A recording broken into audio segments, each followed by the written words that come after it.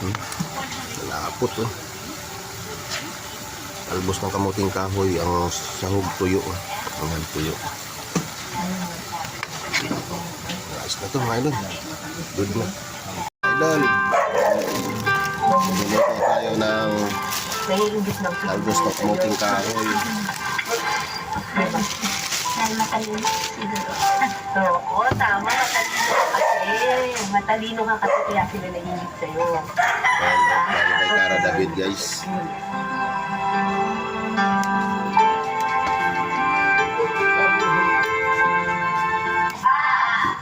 Talbos. Gata. Pati pala mga magulang may nagtuturo eh. Natagpuan namin ang mga kabihog hindi sa kubat o bundok. Ganyan nata, ganyan ginagawa ni Joanna eh, mga magulang.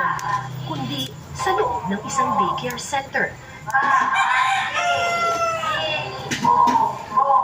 Batid nilang nagpapago na ang panahon at kailangan na nilang makipagsapalaran hindi lang sa gubat ng kalikasan, kundi sa gubat ng syudad. Sa Bicol.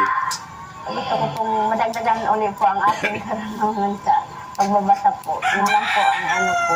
Nakita ko nung umaga yan. Gusto pong maabot. Ay, magpas na yung tricycle. Makatulong lang po sa ating anak gayon po sa Balik ko sarado hindi buti. na po gaanong Pagkabang nga ron. marunong bumasa. May simenteryo sa doon ng isin. May lumabas na bata. Aboy, Sa dulo ng may kamuting kahoy kayo, di ba kanina? Talbos. Wala na eh. Ang mga mithiin at Ito ah. paboritong bagay Walang sa plastic. mundo. Ako, hindi nakako yan. 5 na lang yan eh. Hindi mo 40. Wala. 200 ang 5. Sa kanila. Ito ako, 30 lang. Biling ko 5. Ayaw ko nga yan. O anumang material na kagamitan. Buhay talaga eh. Sa halip, ito ang kanilang iginuhit. May lupa na yun, ganda natin hindi natin sarili sa ano. Kaya ako din. Narbis kasi ng mga ano. Isa-isang ipinaliwanag ng mga Labador daw. kabihog ang kahulugan May ng rotation. kanilang mga iginuhit. Tawid gutom daw eh. Tawar ng tao. Si Maria, gumuhit Tubo ng na to, araw tatanim at ko to. ng buwan. Para sa kanya, ito raw Yan. pinakamagandang regalo ng Panginoon. Kayo nagbibigay naman ng Nakakaya ko niya. kaliwanagan.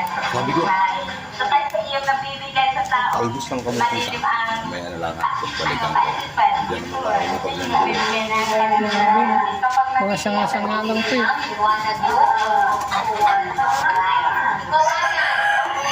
Kawayan naman ang iginuhit ni Nanay Malet. Simbolo ng katatagan sa gitna ng nagbabagong panahon. kahit ano man dumaan bagyo, masamang panahon, ay humahaway siya. Pero Sabi pa rin. Nakatikim pa lang din ako ng gabi ng karami. lipas na Ngayon, yung ang gusto kong tikman. masamang panahon, Ang luto ni Bray. Ang gabi. Si Takay talaga magluto sa mga ano eh. Ang gata eh. Bicolano eh. Madalas silang Ang sahog tawagin pa nun, manok lang, ah. ibo at mangmang. Inadobo. Pero matapos ko silang makilala at marinig, naisip kong totoo nga ang kasabihan. Walang sa antas ng edukasyon ang tunay na katalinuhan at hindi nasusukat ng pera ang tunay na Paklaki ng kayaman. lima ako. 6 na Ako po si piraso, Cara David at 400 ito plus. po ang Ang Hindi Eyewitness. kami pinta. Alimango. Napakabarat naman. Siyan na lang ito eh. Sinita na naman yan. Ay, mga negosyante ang tumutubo eh. Ay, mayaman. Kaya nga, Ano, laki niya no? kaya nga. Ano, 2.5 ba yung kanina? hindi lang 400 yan. Yung isang piraso na yan. Ayun na eh, 6 na piraso, 400 plus na eh. 2.5 ata. Ilis ka rin Kilo kasama to ah. Yan. Sarap ang laman nito. Sa mga puti ang ano, sa dahon. Dilawang laman nito. Sa mga puti ang tangkay. Kilo kasama. Kuha na kong dalawa na lang natira. Gapot ano, mahal na yun. Mahal naman kasi natin dito. Hindi mo ako kain 50 yan. Pakyawin ko yung 5. O, dami na nito. Sa dulo Kunti ng lang daw yan. Mindanao sa Na probinsya piga, ng sabi nung Pangasinan, ano, may isang isla na Sa tila Isim ba yan? na Malapit sa pagkukunan Isim? ang doon sa panahon. cemetery, papuntang trade. Ang daming gulayan doon. Mura nga lang talong doon. 12 taon na ang nakalilipas ng unahang mag-ibig sa islang ito.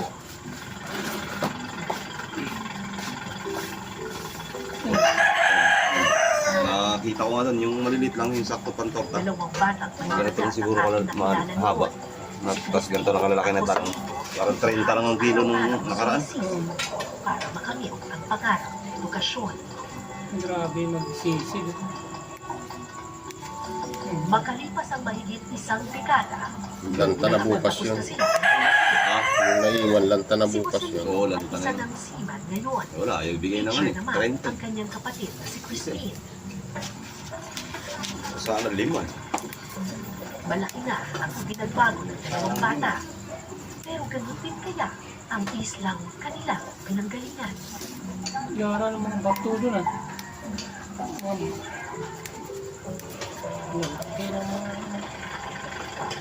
Ang dagat sa paligid ng Isla Silaki ang isa sa pinakamayaman sa Puso ko yan Bolinao. dyan tutubo. Lahat ng Pangasinan. gigantic Bakit? tatlo, Panggulay lang naman, ano? mga sea urchin o maratangtang at iba pang damong dagat. Pangasinan na nga pala ito. Kaya pala medyo iba na yung lahi. Ano yan, parang ano na yan. Kabila. Yung aluminos. May ano pa rin, no? Ano to maratangtang? So, ganun pa rin negosyo dito? Opo, ganun pa rin. Ginagawa siguro ginagawang apog yan ba yan? Wala. Yung ano yun? Yung Maratangtang lukan. pa rin? Tsaka arosep, ganun pa rin? So, sa iyo, ang laki na ng pinagbago ninyo ni Joselito, pero dito sa Silaki, malaki na rin ba ang pinagbago? Halos, ganun pa rin naman po yung harap buhay, ganun pa rin po. Nakariban na yung book eh. Ah, talaga? Pagtapos na eh. Oo. Pero marami namang nakakapag-aral nito. Ang taba, oh. Hindi pa rin. Ito ang klase. Tingin na nga, sariwa yan eh. Tayo mga may kayang pag-aaral Bagay. ng mga bata. Yan. Ano na rin pala yung mga bahay Bumalik ako kan pala. sa nakaraan kasi Pas parang yung tricycle na Nagbago sinakyan yung ko. mga bahay dito sa Mamaya ka mismong ng hapon. isla. Nagbago yung ilan sa mga bata, nagsilakihan na sila at naging successful yung iba. Pero yung the community itself, Kung siya kumakain yun, si Yatong. Huh? Mas masala, para tamo sa daon ng gaway. dahil sa kanilang pagsisikap at sa tulong ng ilang individual, nakapagtapos at nakapagpundar sina Christine. Di ba nung dati dito yun? Kaso yung Ang bahay. yung mga buhangin. Putin din. Bakit ang daming libro dito?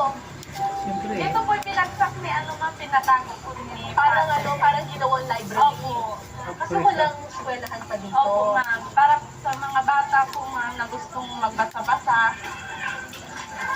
Nang makilala ko si Christine, Ayun ba, maliit pa siya, yung itong si walang Mano. eskwelahan sa buong isla Silaki. Walang nakatutuntong ng kolehiyo at marami ang hindi marunong sumulat at magbasa. Makalipas ang mahigit isang dekada, ganun pa rin pala problema. Sino sa inyo gusto makinig ng isang kwento? Kaya tuwing Sabado at Linggo, binubuksan ni Christine ang kanyang tahanan para magturo. Paula. Isa sa pinakamasipag at pursigido ang batang si Paula Castil. Pero tulad ni Christine noon, may kwento rin pala ng kalbaryo ang batang ito. Nakuha sila, nakakatulong sila sa akin. Yun na lang, araw-araw nagpunta. Domingo, tama kami sa nagdagdagan. Masakit man sa kalooban ng ilang sa buhay dagat. Pero patuloy siyang umaasa. Sa marami. Biyaya siya, may Ano, konti na lang. Kaya itong buwan namin. Natin guys. Dalawang kuko mama. Yan ang mga idol. Lutuin natin dito. Gigisa muna natin.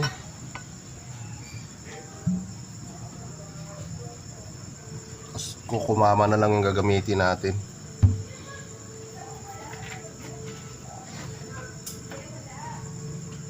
Gigisa lang natin guys. Luya. Saka sibuyas. Ayan. Try the new Palmolive Natural. Now with 2 Touch Natural Concentrate. For up to 24 hours lust and smooth hair. Try now. Kaya pala pinigaan ko na oh.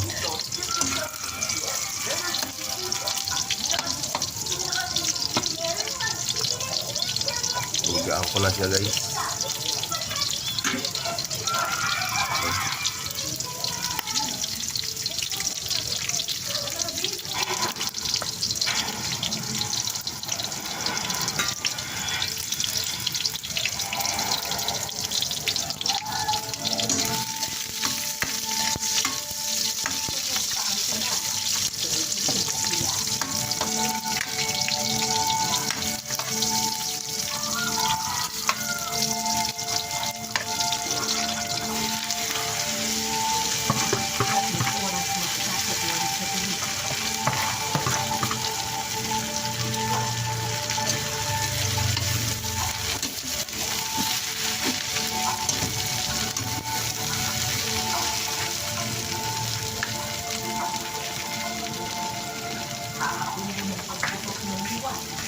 para makuha ang isa sa pinakamahal na ulo ng manlaman.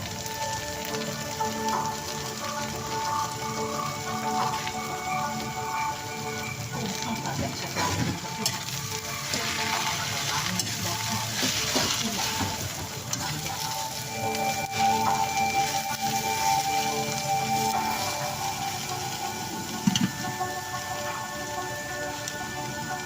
Gisa-gisa muna mga idol. Hindi niyang gano'n eh. Sabawan muna natin ng tubig guys. Kung bumibili pa ng gata. Para maluto.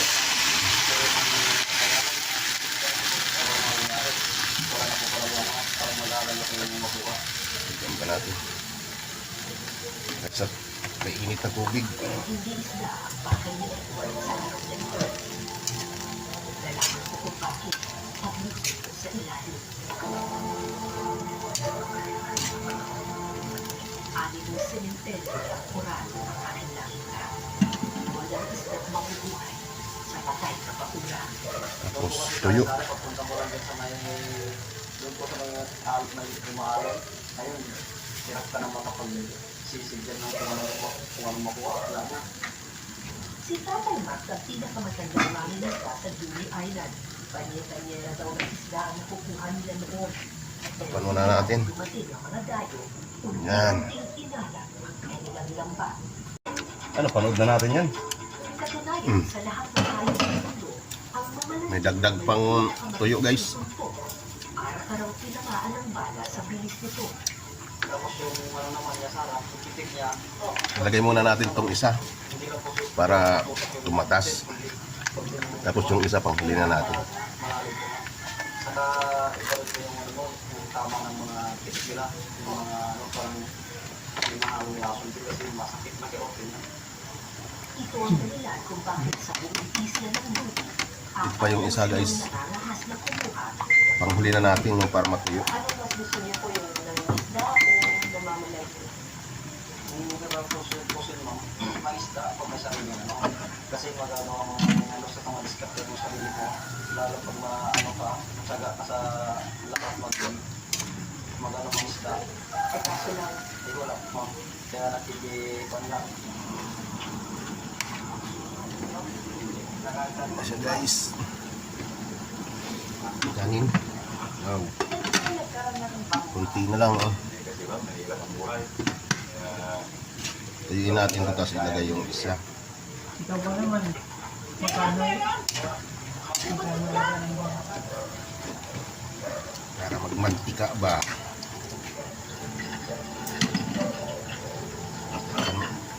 Panuhin natin. Maya-maya guys. hanggang dito pa lang yung tubig. Kapag lumalim na kasi ito, mahirap na makita yung bahay ng mamalalaki. Ang sabi sa akin, kuya, mga alas 9 raw ng umaga, magsisimula ng tumaas yung tubig dito. Tingnan na natin guys.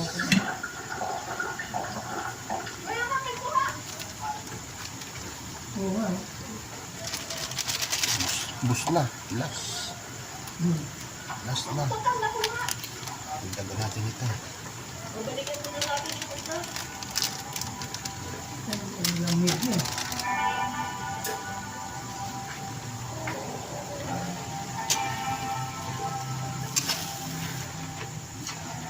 Pero sambahan ang trabaho ito.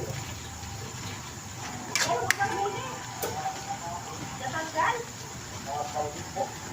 Ang nakalapit niya, nakawala. Kung nasuguro kayo nakalapit lang, nasuguro man nila pa. Hindi ang tanggal niya kinilan.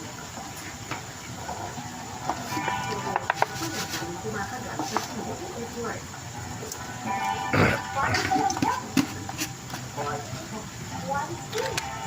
Dagdag na natin ito guys na isa.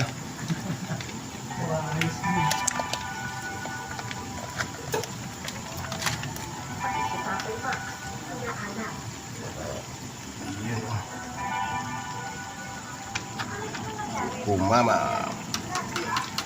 Natuyo yan. Na.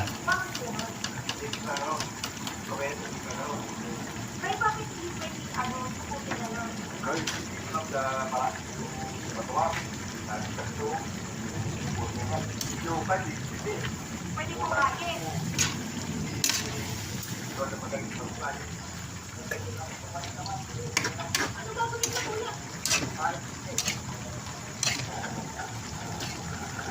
Lapit mo. Kumama guys. Tingnan natin. Lumalabas! Nakita ko! Lumalabas sa utak! Hindi na! Yes. Tuyo na lang.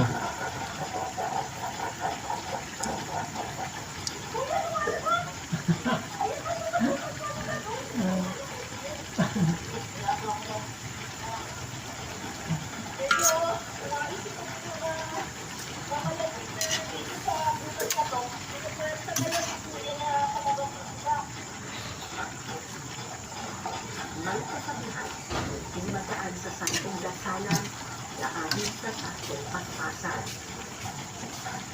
Tila ba naubusan na ng pasensya ang masipag na mga isda? Yan. Ito na yan. Ay, sa mga idol, oh. Talbos ng kamuting kahoy ay. Talbos ng kamuting. Mag-iisa na lang to. Talbos ng kamuting kahoy yan. Namin yan, kapatid. Sarap niyan guys. May sabaw-sabaw pa. Tuyo-tuyoin natin.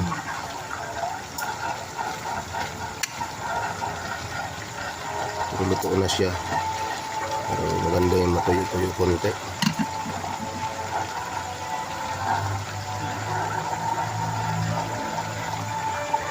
Ang hilig sa kanin nito guys.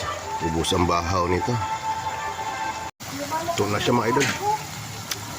Okay na. Basta may sabaw-sabaw. Nagutan na lang nila kalabasa pero yung suso. Alas na. Ayos na guys. Ginataan na dahon ng kamuting kahoy mga idol. Ito ka mo talaga na aninag ko kanina yan. Sa So, parang bumaba. Paspas na yung tricycle. na mga idol.